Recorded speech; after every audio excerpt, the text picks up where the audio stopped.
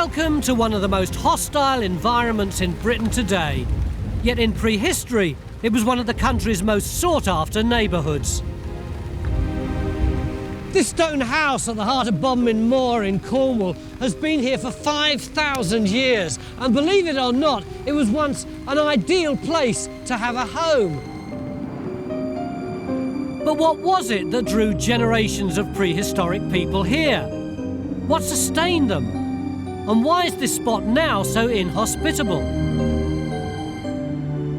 We've got 3 days to chuck a lot of science at this one, because the digging, and there will be some digging on those houses and this cairn, may not give us all the answers.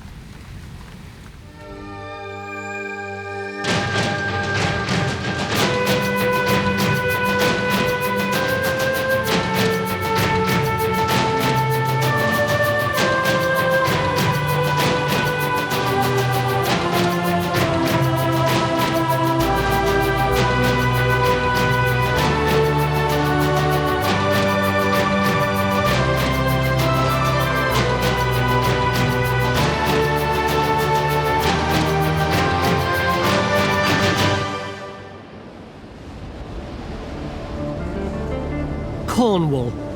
Behind one of the wildest and most romantic coastlines in Britain lies Bodmin Moor. Barren, windswept, and dominated by huge, craggy tors. Weird granite outcrops that have been sculpted by millions of years of harsh Cornish weather. This is a landscape that's been witness to thousands of years of human history. A recent archaeological survey recorded hundreds of prehistoric settlements here. But no one can say for sure how old they are, or even if they're all the same age. What are we looking at, Francis? Well, this is one of the best preserved landscapes in Britain because it's all on the surface. There's everything here. We're going along a trackway which is probably 4,000 years old, and it's leading up to this Bronze Age building here. Do we have any idea how many people would have lived here during the Bronze Age, Ian? When we carried out the survey, we recorded at least 200 settlements and 1,500 individual houses within those settlements. Now, it's impossible to say whether people lived in them all the time, whether they were contemporary, and whether or not they were seasonally occupied or permanently occupied. But what we can say with certain is there are at least a couple of hundred people up here at any one point, maybe even a couple of thousand. Is this a doorway? It is, yeah. It is eerie, the idea of going into somewhere that's maybe 5,000 years old.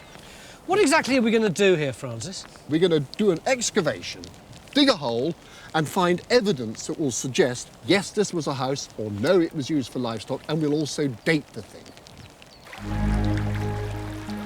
This settlement lies just under Roe Tor, the second highest point in Cornwall. But it's so exposed that you wonder why people would have wanted to live up here at all. The archaeology, though, suggests that unlike now, this wind and rain-swept moor was once a hive of activity. And if it was a Bronze Age settlement, then we're looking at anything between 1,000 and 3,000 years before the Romans. But it's still only a theory. It's important that we date these structures properly. And we're just the latest in a long line of archaeologists to come here.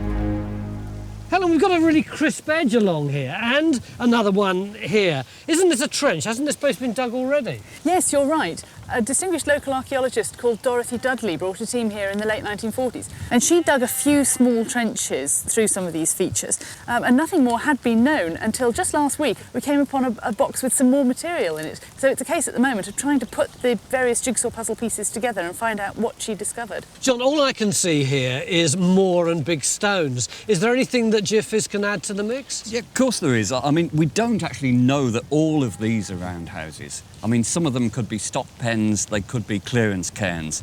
If we can identify areas of burning, that may indicate hearths and so help with the interpretation. Then we've got the whole landscape beyond. Well, yes, and the landscape shows up incredibly well on this wet air photograph. We're standing in that roundhouse, and Dorothy Dudley also excavated in that one, and we got permission to dig there. Now, they're on either side of this great big enclosure, and wouldn't it be fantastic if we could prove that that roundhouse and that roundhouse were in use at the same time, in which case this whole thing would be a village.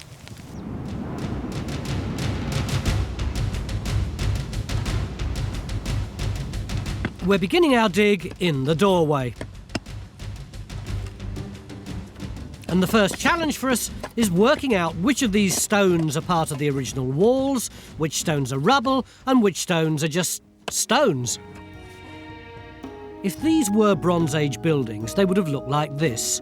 Low stone walls with timber beams forming a conical roof, which would have been covered in turf or even hides. If it was a house, there would have been a hearth in the middle for the family fire. I say if, because 10 years ago, the Bodmin Moor survey assumed all the house circles here were Bronze Age. But no one's been able to accurately date the whole settlement. Some structures on the moor could be thousands of years older still, because 500 metres away to the northeast is another huge man-made feature. We suspect it's Neolithic, and if it is, we're talking at least 2,000 years before the Bronze Age. This is my sort of world up here, Tony, it really is. I absolutely love these great open spaces. It's just so atmospheric, and then right in the middle of it, look. Francis believes this mysterious bank that looks like a ruined dry stone wall could be a colossal prehistoric burial mound, but we might be pushed to find any evidence. The soil here is very likely to be acidic, so in other words, bone won't be preserved. So what are we going to do here? Well, what we're going to do, we're going to put a couple of trenches where people have dug holes in the past. So here, during the Second World War, this was a training exercise. So tanks used to come thundering through here. So this time, Time Team's going to thunder in, and we're going to knock a hole in here on the side of the trench, and then we'll put another one up here where there was also another track. We can be able to record the construction of this cairn and also find some traces of a buried soil. What's buried soil? I thought all soil was buried. No. Look, let's suppose, for example, that this cairn was 4,000 years old, maybe 6,000 years old.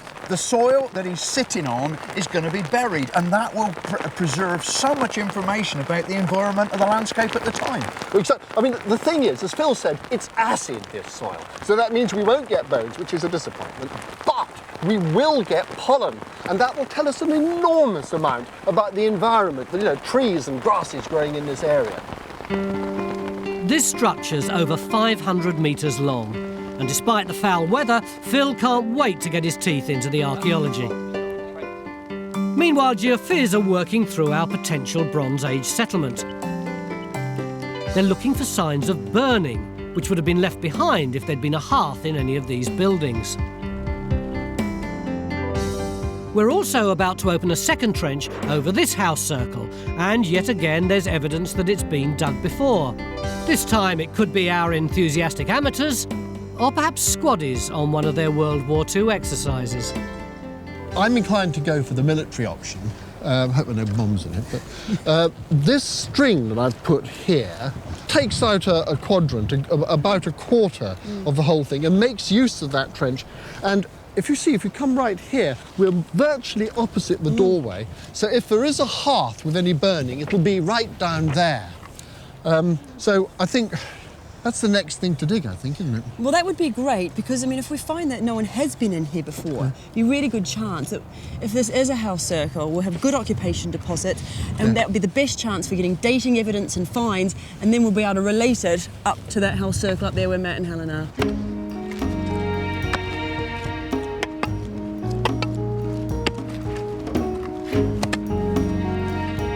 Up on Phil's trench, it's difficult to see how he'll ever make any sense of this huge pile of stones. But at least he's happy. Ratcha? Yeah? What's the weather look like? It's looking good. Better than this morning. At least it'll give the old pullover a chance to dry out a bit. Oh, bliss. Considering the selection of weather that's been chucked at us this morning, it seems odd to me why anyone would want to live here, or indeed go to the trouble of building a 500-metre-long cairn. But our local experts think that the first settlers here were drawn towards Row or Rao Tor. They'd have been in awe of these rocky outcrops, and there's evidence that they were worshipping here. The tors were the sort of primary landscape features that were clearly venerated by the people that lived here. Here at Roundhouse, we've got the hilltop enclosure, which we know was probably Neolithic in date. There's other examples elsewhere on Bodmin. And these are almost certainly some kind of tribal gatherings, centres for ritual ceremonies, a meeting place for people to come together and sort of celebrate their lives within the landscape. Stewart also believes Rotor provides a connection between the mysterious stone bank and the much later settlement. He suspects both are focused on the Tor, but proving it can't be achieved by digging alone. Well, he would say that, wouldn't he? I think it's one of those sites where what's below ground actually might not be as informative as actually what's above ground. There's the stone sizes, there's the shape and size of these banks or cairns, whatever they are. We can look at how they're constructed, what they line up within the landscape. So this is a classic case. We've got to start looking at the obvious and try to understand what it's telling us. Phil? Yo. Have a look at it. In Phil's trench, he's beginning to suspect this bank is far from being a random pile of stones. And you got one there and another very, very flat one in there. In fact, you've got one here on edge. And what I'm noticing too, this is bang on line with the edge of the cairn. There's a load of upstanding stone. They just stick up out of the ground. Oh yeah. And they go right the way through here.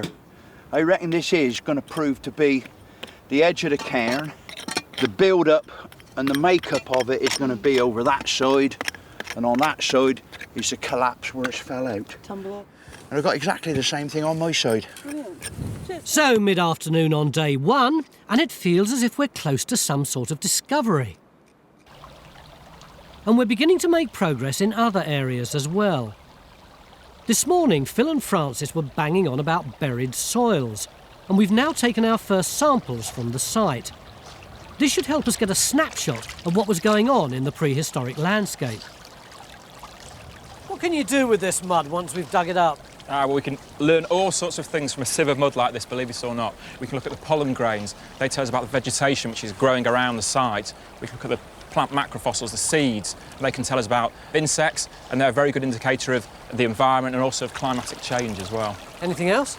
There's also a test we can do, it's called soil phosphate analysis. What does that do? Well, what we do is we take samples of soil from the trenches and we apply a series of chemicals, and that will tell us how much phosphate there is in that soil sample. So it's not just fettling around with mud and spiders' legs? It certainly isn't.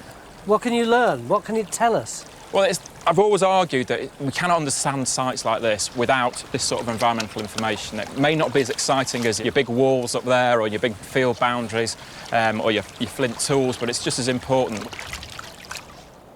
In our first stone circle, we're still trying to find a hearth to help us identify this as a Bronze Age house rather than a cattle pen. And then there's our other target. Phil's getting more and more confident that this is a purpose-built structure and one of the most extraordinary he's ever dug. And this tiny piece of flint might be the first evidence we have that this cairn is much earlier than anything else on the site. I just get so excited about that. That is absolutely magnificent. What sort of date we're looking at for it up here? Well, much of it is very early, Mesolithic, 6,000–7,000 BC. And I just wonder whether or not it's a tiny, tiny chip, whether they've got, say, a scraper or something like that, and it gets dulled, Yes. and they're actually resharpening it. Well, a lot of the scatters that we get are like that, where you get a lot of flakes and retouching material and not much in the way of tools. And of course, if you've got to bring flint, what, from the coast? That's where we think most of it comes on Bodmin Moor. It comes from the beach pebbles that you get on the coast, about 10 miles from here, I suppose. So, in other words, this stuff is very valuable material. So if you've got a blunt flint tool, it pays you to resharpen it. Yeah. One of the things that I was particularly interested in is where it's coming from. Because what do you say it was, right down in that bottom there, Tracy? Yeah, it's just this dark soil down the dark layer down here. It's quite compacted and dry.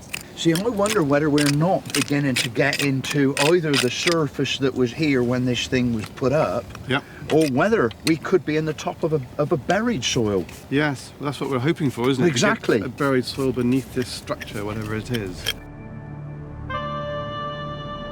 The light here on Roe Tor would have been as dramatic to the ancients as it is to us today.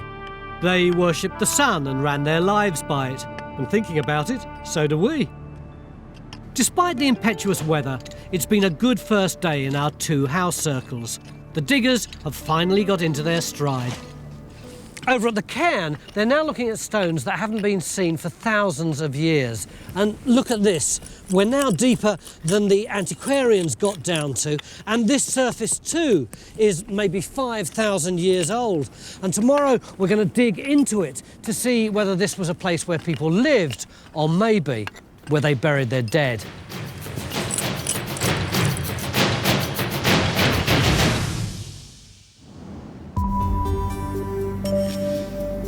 Day 2 on Bodmin Moor.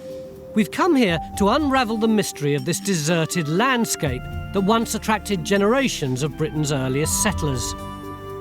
Yesterday, John's geophys results were what we euphemistically call inconclusive. But today you're much happier, aren't you? Yeah, they are. They're quite exciting because we're getting the bigger picture now. I mean, these areas of enhancement at this end of the survey, when you actually overlay them on the roundhouses, they coincide exactly.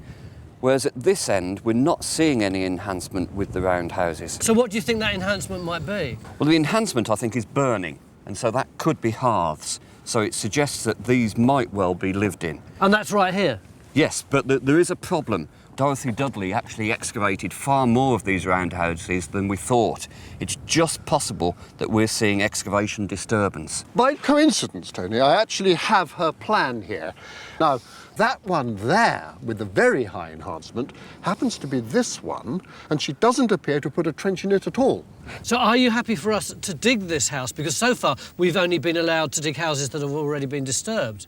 And that's because we didn't want to damage sites unnecessarily, and also to save you time because the trenches are there. But we do want to get the story out of this site, and we do need dates, and hearths give you dates, the potential for dates through radiocarbon dating. This large stone behind Francis here may be the site of the hearth. It would certainly be great from our point of view if we were able to dig, as it were, a virgin circle, wouldn't it? Oh, it would be fantastic, a fantastic opportunity, yeah. Now we can get onto some undisturbed archaeology in our new Trench 3. And with Helen's team still digging Trench 1 and Bridges' team busy in Trench 2, we've got a fair chance of finding the occupation evidence that we're desperate for. What seems to be the floor layer in the house circle. We've also got our environmental laboratory in a nearby farmhouse, where Ben and Emma are examining the buried soils from the site to try to build up a picture of how the landscape looked and how it changed over the last 10,000 years. Yeah, it looked a lot more organic actually in the trench itself. Another archaeological tool at our disposal is radiocarbon dating on organic remains such as wood, bone and plant material.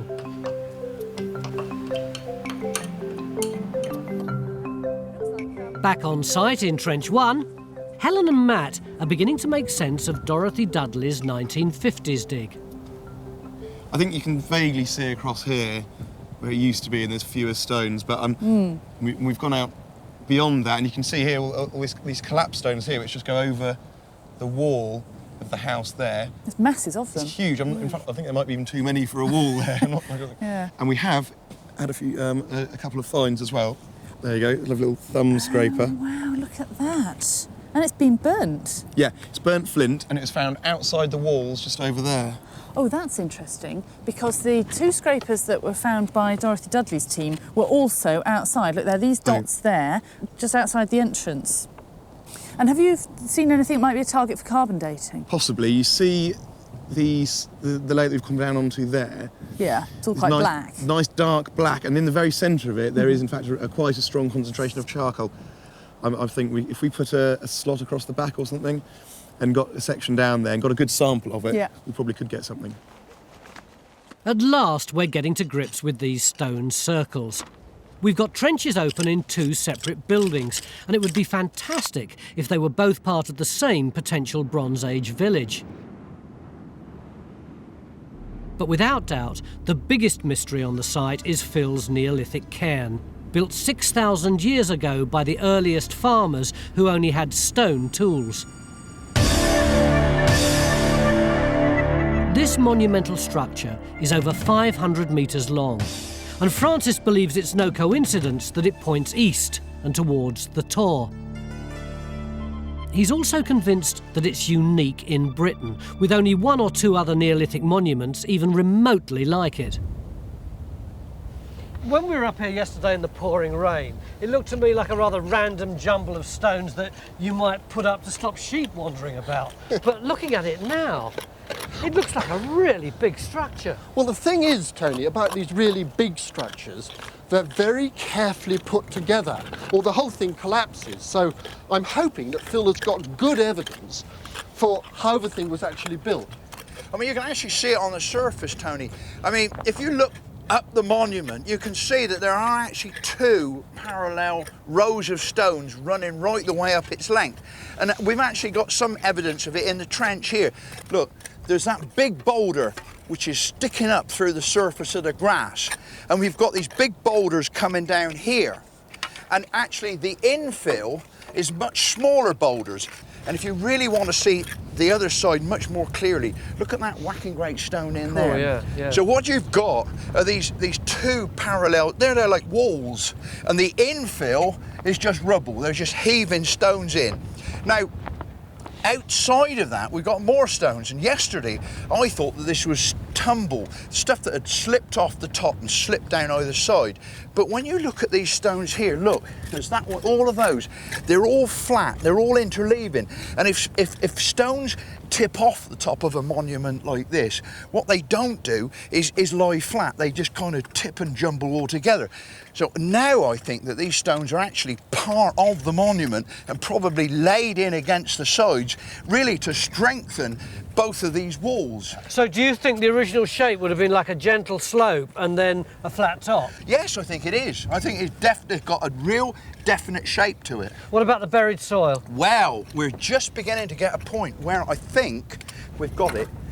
At the top is this sort of browny grey stuff, but the important bit is this very black stuff. Now that black stuff is the buried soil, but the important thing is that it's underneath this stone here. OK, we've got something that looks like a wall, but how do we know it's prehistoric? Why couldn't it be from any period? Well, it's the formality of that facing which is very, very striking. It's been deliberately placed there, and I think placed there to be seen from either side. And this is exactly what you get around the huge Neolithic burial mounds, the chambered tombs of Orkney and Ireland and all over the place. And that is very much a Neolithic feature, or even an earlier Bronze Age feature. I'm actually quite excited about it, because I think that's as diagnostic as anything else we've found to date. Absolutely. It would have been a heck of a lot of work. Oh, yeah. Well, the whole point of these huge monuments is to bring families and people together from a large area of countryside. So the big monument represents a whole series of gatherings of the tribes. It's job creation. It's keeping the unemployment figures down, basically. To think that people were designing and building structures like this up to 6,000 years ago is mind-boggling. The next big question, of course, is what was the Neolithic thinking behind such a huge monument? Meanwhile, down the hill, work in our house circle trenches is painfully slow. We're almost halfway through our 3-day dig and we're still waiting for dating evidence. Francis has no doubt these house circles are Bronze Age, but Bridge has just discovered something that could upset all our expectations. I was looking in the topsoil over the other side of the trench, and I've come across this bit of green glass and this piece of vessel rim. Oh, right. It looks a bit suspicious to me for the prehistoric or post-medieval period. Well, this is going to throw a cat in among the pigeons, because this is Roman glass. It's the rim and then shoulder with a little piece of white trail slip along the bottom. Oh, I see. It is a little bit lighter just there. That's, well, it's very rare for Cornwall, and I'd say it's about 2nd or 3rd century AD, which is a great surprise. I got to admit, I hadn't expected to find Roman glass out here in the middle of Bodmin Moor. The first really juicy find from these house circles, and it's definitely not Bronze Age. But it does suggest that Roman tourists or pilgrims might have come up here to visit these ancient ruins, anything from 1,000 to 3,000 years after the buildings went out of use. You'll have to deturf by hand because... Raksha's now opening our third trench in the house circles. Go for it! This is the first structure we've dug that hasn't been excavated before, and we've got great hopes for the finds here.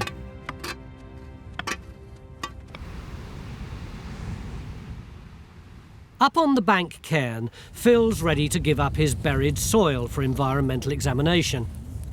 Get your fingers crossed. There we go. That's a good one, is it? That's not bad, yeah. We've got the transition from this lower, the orange natural material into the slightly more organic. And this is the material we're hoping there'll be some preservation of pollen in here. So incredible that all that potential information is just in that little block of dirt. Yeah. That's archaeology. No, archaeology is big walls and finds and layers. Ben's been taking samples like this from all over Bodmin Moor for several years. By analysing the pollen grains in the soil, he's been able to paint a vivid picture of what this landscape looked like right through prehistory, even from before the time the cairn was built. And this is a grain of oak pollen from work that's previously been carried out at this site from a peat deposit just next to the archaeology. And what's happened is the peat layers build up over thousands of years. This sample's about 4000 BC. Peat layers build up and we can extract samples from that peat deposit, and we basically will count the pollen grains in that sediment, and that will basically give us a picture of the way the environment has changed through time. And what we find for the prehistoric layers is, as you can see the grain of oak pollen there. If I just scan across the slide, you can see there's quite a few. So there's another one there. There's other grains such as hazel in there as well. So basically we're getting lots of grains of oak pollen, hazel pollen. That's suggesting that we actually have quite a dense oak hazel woodland. But just because you've got pollen in the sediments here, that doesn't necessarily mean that there were oak trees here, does it? The pollen could have flown in from somewhere else. And what we find is that we actually tally up the number of grains on the slide, and obviously the higher percentages of tree pollen, the more confidence we can have in ascribing a forest environment to this habitat, basically. And from the work that you've done, how would you describe what the habitat was like here? For that sample, around about 4000 BC, we're starting to reconstruct each of the periods, and this is the 4000 BC one. What you're seeing is really quite a dense woodland running right up to effectively the tops of the tors, only really restricted by the stone where there's no soil for the trees to grow effectively. So you just have very dense oak hazel woodland, possibly bits of alder in the river valleys as well, but it's completely different to how it is now, and certainly more sheltered.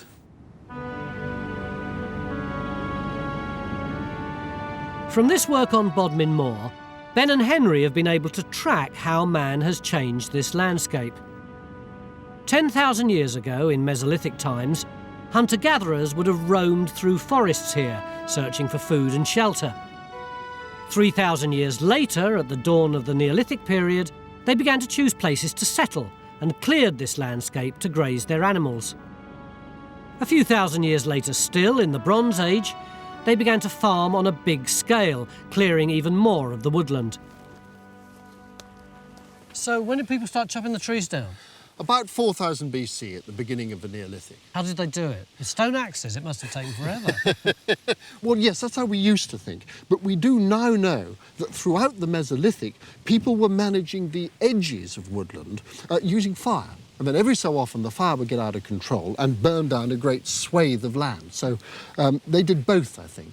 Why did they start clearing the land? Well, the original purpose was probably to clear land for farming. But there are only a few hundred or at most a few thousand people around here then. Surely they wouldn't have needed to use all this for fields. Well, I think there was more to it than that, Tony. And the dreaded word is ritual. Hey! Look, come this way, I'll show you what I mean. Now, look out there, Tony. It's a different world.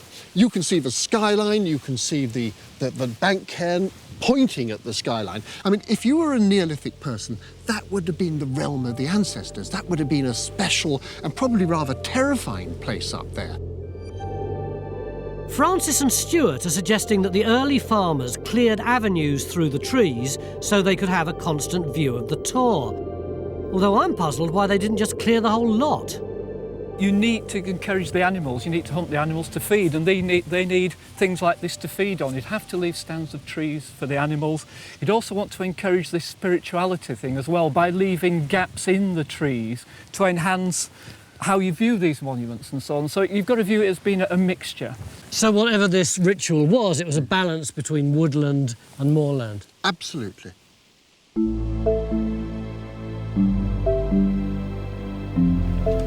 Left towards me. Another squall's coming our way, and we're having to protect the work we've done so far. Left a bit. In some ways, it's been a very frustrating day.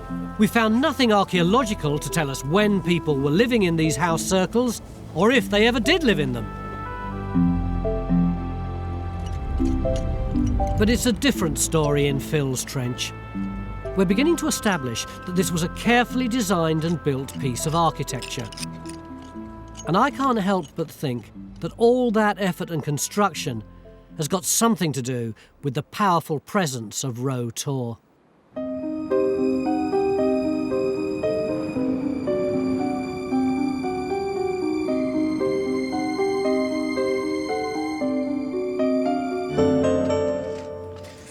We're losing the light now and the mist's coming in. You can hardly see Roe Tor anymore. And all day we've been beavering away at this stone circle, although frankly to very little avail, until in the last few minutes Ian discovered this. It's a hearth. In other words, people were living here. This isn't just an animal pen or a cairn, it's part of a settlement. But when were people here and what were they doing? Hopefully we'll find out tomorrow.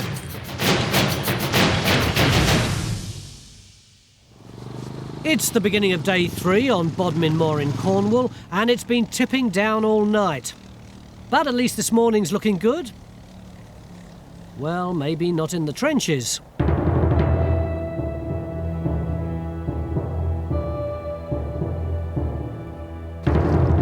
Somewhere under here, we're fishing for some clues to help us understand a potential group of Bronze Age houses.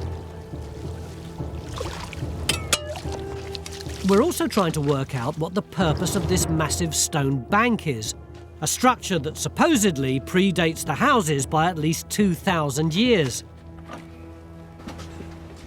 The real key to unravelling this whole site is to get dates. Is there any chance that we'll be able to find out before the end of the day? Well, I hope so, Tony, because under that murky, dark water that Ian's sponging off there is a hearth. And that hearth has got charcoal in it, and that charcoal will give us a radiocarbon date that will fix the period when this house was in use. But science can be fallible, and none of our radiocarbon samples subsequently proved to be conclusive. So actually, the best method for dating these houses will be good old-fashioned archaeology. A piece of pottery would be nice. That should do for the time being. Over at Phil's Trench, the Neolithic bank cairn is proving to be a far more complex structure than we could ever have expected. So rather than going for a second trench, Phil's decided to concentrate all his efforts on deciphering this cross-section of the monument. In World War II, the army drove tanks straight through this bank. And although this desecration hacks Phil off, there's a big plus. Yeah, it's a veritable arsenal, look. They've been used. That one's got a clearly dented end. Yeah, we don't know what that blue one is. High explosive. But then, of course, we found this morning. Look, these barbed wire, and that's in amongst the stones. That's the consistent thing. It's all in amongst it. Loose, rubbly stones. Loose, voidy stones, yeah. These World War II finds confirm that some of the loose stones on the sides weren't part of the original Neolithic structure and must have been redeposited when the tanks breached the cairn. That one's a really interesting one, actually. In the lab, we're adding to our picture of the landscape as it looked when it was first farmed. They're dung beetles. Where'd you get them? We got them from the section where we were doing the processing in the stream. And what do they tell us? They actually tell us about the environment. They're telling us that there were animals grazing in the area when the deposit was formed. How can you work that out? because there was lots of dung, and that's what they were interested in. OK, this tells us there was animal dung here, but can you work out which animals the dung came from? You can sometimes, yes. They tend to be associated with large herbivores such as cows, sheep, goat and pigs and horses and things like that. So, yeah, they can be quite useful. Is it true you sometimes dream about beetles? It is, Tony, yes. What kind of dreams? I had a nightmare about one last night. This is a big one? It was a very big one. Emma's dung beetles confirm that livestock such as cows and sheep have been grazing these uplands for at least 5,000 years.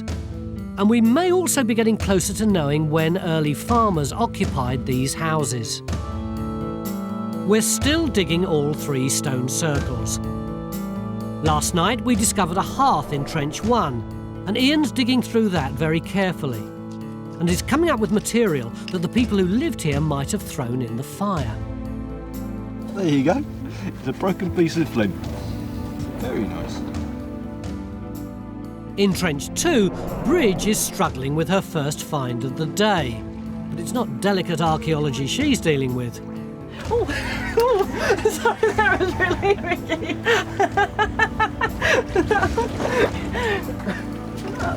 The frog's bite.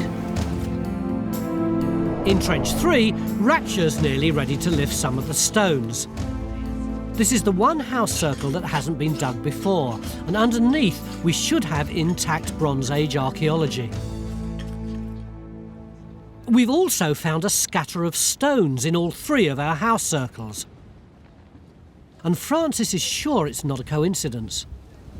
This is a house. I mean, little doubt about that because there's a hearth there.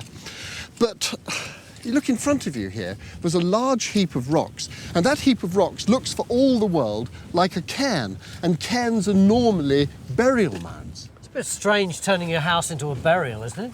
And it is possible, of course, that there is a burial here, a dead person beneath that cairn, but it's also possible that it's a cairn to the house, to the life in the house. What do you mean by that? Well, it's very difficult to leave a home, isn't it? Especially if you've enjoyed living in that home. If you've enjoyed being on right, or you're leaving it forever, you turn the house into a cairn, turn it into a monument. Oh, it is a lovely idea, that, isn't there? Is there any way we can test it? If we carefully unpick this cairn, we can see whether it comes after the house or late phase of the house. It could be that they make the house a monument, but they may also be burying artefacts of life. The artefacts they use, like pot and other things in the house, could be found underneath the cairn, decommissioned in the same way. That would be good. Ooh. It's just after lunch on our final day, and at last something's come up in Trench 3 that could focus this whole dig. It's a small sherd of pottery. And this could be the first piece of evidence that puts our house circle firmly into the Bronze Age. Carl, I'm so excited about this because this is the first piece of pottery we've had in this trench. Well, I think you're very right to be excited. This is Bronze Age pottery. It's what we call Trevisca ware here in Cornwall. It's dates from the Middle Bronze Age. So yes, this is a very exciting piece. And I've just noticed on the interior, if you look carefully, you can see the black area. Yeah. That's actually internal residue, and that's the last meal that was cooked in this pot. So we're thinking it's about 1500. Yeah, it's around about 1500 BC.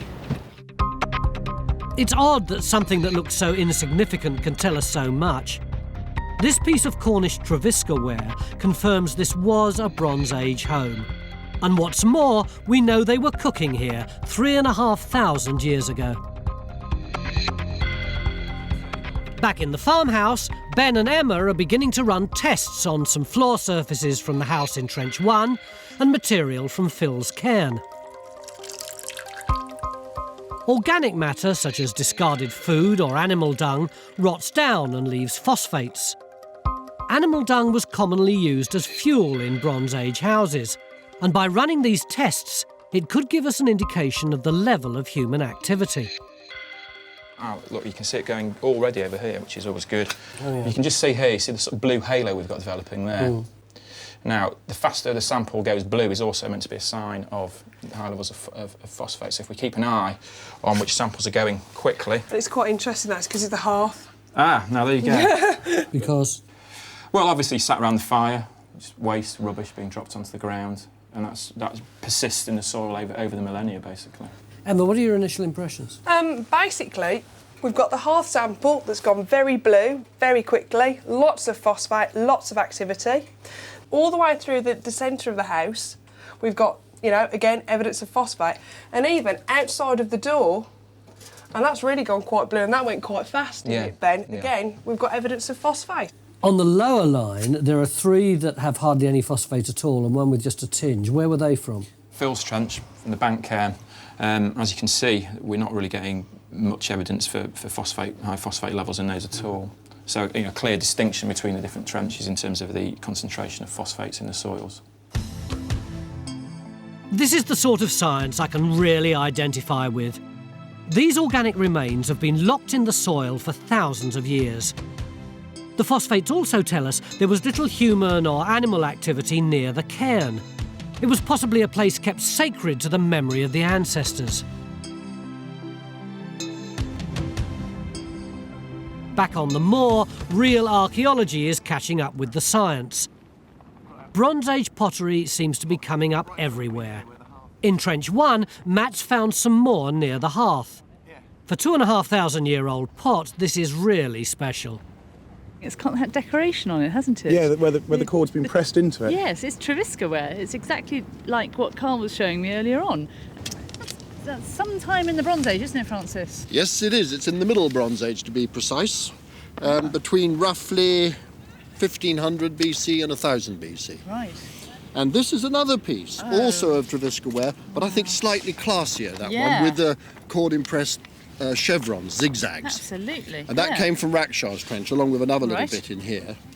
Now, the importance of that, of course, is that all of its pottery is identical. And that means that the 3 houses that we've dug out of all of these houses are all contemporary, and that means, I would guess, a penny to a quid, but all of the houses are part of a village. So we have ourselves a Middle Bronze Age village. That is absolutely fantastic. This is the first time that anyone's been able to confirm that this is a Bronze Age village, which is a great achievement. And our environmental team can add to the story. There's no evidence in the pollen analysis that our Bronze Age farmers grew any crops up here. It seems they carried on clearing the trees for fuel, and over the centuries, the soil became too acidic to support anything else.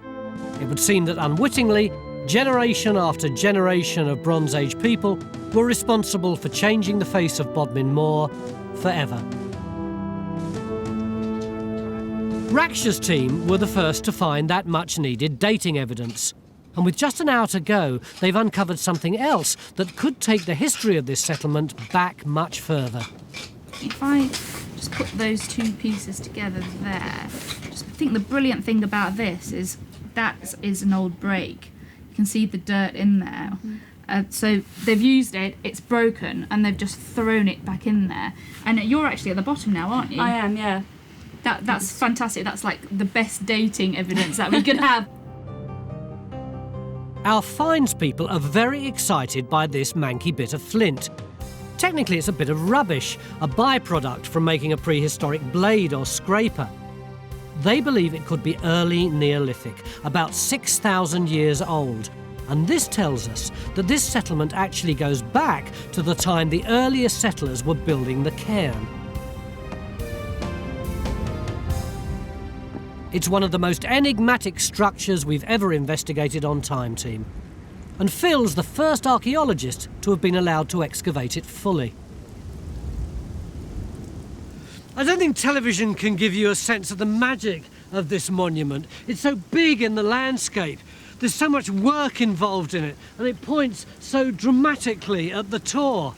So what do we do, guys? We dig a socking great hole in the middle of it. Why did we do that, Francis? Well, I think it's essential, Tony, that we actually get down to the buried land surface, the old topsoil under the monument, right at the centre. Why? What's so important about that? Well, you know, throughout this whole project, we've been thinking and talking about the buried soils. What that does is represents the environment that was there when they began the monument. It's the first part of the story. And the first part of the story of this part of the site is that they took the turf off. And that's crucially important because we know from other sites in Britain that the actual alignment of the bank or the barrow was actually cleared of soil first. It's a sort of religious ritual purification of the ground before you put bodies in it. Once they'd actually prepared the ground, what they would have done was to make these two parallel walls. And what they did was they got these socking great stones and put them in endways on. And as they did that, they filled up the gap in the middle with all this rubble and gradually built the whole thing up. I rather suspect that it was probably just about as high as you see it now. And then on the outside of it, they lent these big slabs of granite against the walls, which would have given these, from a distance, it would have given this a great impression of gleaming white boulders of granite that would have stood out for miles. And then on either side, they paved off the areas as well. And might they have used those turfs that they'd taken off and put them on top? Absolutely, and that would make it even more spectacular because you'd have the white granite and then you'd have the green turf, and that would provide a smooth walkway along the top of this thing as a sort of processional way. It would have been unbelievably spectacular. I must say, Phil, often you show me prehistoric finds and your eyes are full of crazed excitement, and I'm thinking it's actually a bit boring. But this has got to be one of the best pieces of archaeology that we've ever done on Time Team, hasn't it? It's certainly one of the best I've done in, donkey's years. This feature shows us just how sophisticated the ancient people were in their relationship with the landscape. They'd have thought of the Tor as we now think of a cathedral or mosque. And on solstices and other significant feast days, they'd have left their homes to process towards the rising sun to commune with their ancestors. And the spirit of Rotor is as potent now as it was then, continuing to draw pilgrims here for thousands of years, from the Roman times up to the present day. We're finishing this dig as we started it, in the blustery rain, looking at this huge, magnificent monument.